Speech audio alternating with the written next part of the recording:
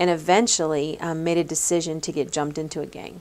And so 3 of my homeboys beat me up in the school library, and I became a gang member. Assaults, robbery, burglary, murder, even murder.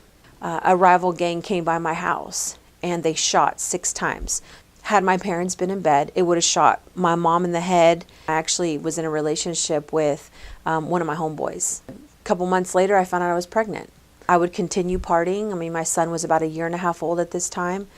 Continued going out, smoking weed, and until one day my mom, she just said, I can't keep going on like this. I'm going to die. Are you kicking me out of the house? I make $9 an hour.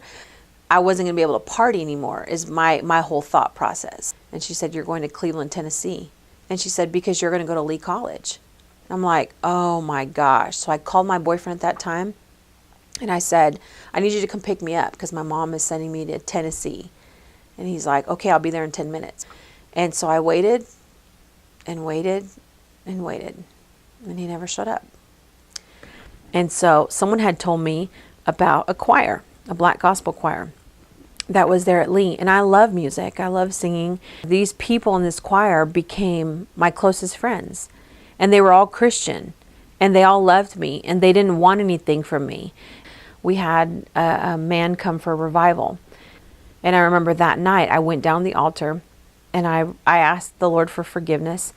And I rededicated my life to be committed to Him.